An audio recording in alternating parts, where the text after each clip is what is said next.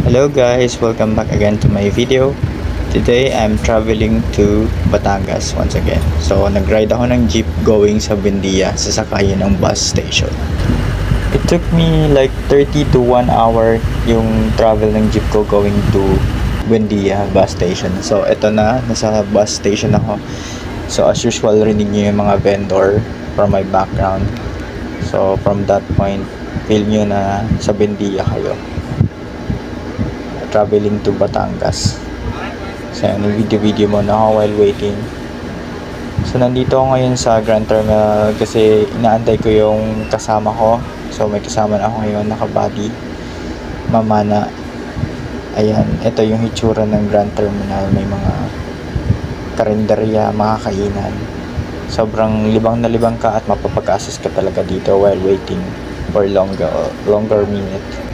And then dito naman, ito yung mga gamit namin. And then situation going to Mabini. So madaming mga taga Mabini talaga na mga pasahero din. Yung iba mag-swimming, I don't know kung ano yung mga errands nila, pero laging punuan dito. And then ito na nga yung kasama namin, tatlo kami. So nagpe-prepare kami na ng gamit for night dive.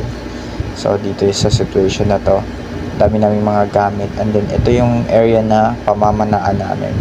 Sobrang napakaliwalas ng tubig always dito, kaya sobrang sarap maligo at magpapad. FYI, dito pala yung mga nagpi-free dive yan dyan sa part na yan. Yan, may speedboat, maraming mga resorts dyan dito sa part na to. And then so morning, nag-camping ako lang. So paggising ko, it's already 8. Tuloy-tuloy yung tulog ko, mahimbing kasi naka-airbed ako. So yan, medyo mahamog pa ng konti and overlooking yung view. So dala ko yung tent ko. Always, as usual, pag nag-adventure ako, para comfortable talaga kahit saan ako mapunta. And then maayos yung tulog ko. Ayan, woke up like this. Ito yung itsura ko. And then this is the view nung kakilala namin na pinagtuloyan. Sobrang daming gamit niya. And then bahay niya sa taas lang, overlooking yung dagat. Ayan. So shoutout kay Ferds, yung nagpatuloy sa amin, nakakalala namin. So ayan, pangagbangan pa ako. Hala tayo. On this video naman, so I'm traveling back to Buendia. Back to Manila naman, nasa bus ako. So from Grand Terminal, ang tagal ng biyahe kasi, I mean, yung waiting kasi pinupuno pa yung bus ng mga pasahero.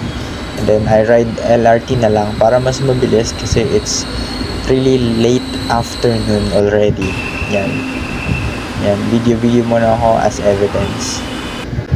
And then so far, ito na yung mga huli ko, mostly mga surgeon fish. And then may isang green grouper ako nakuha.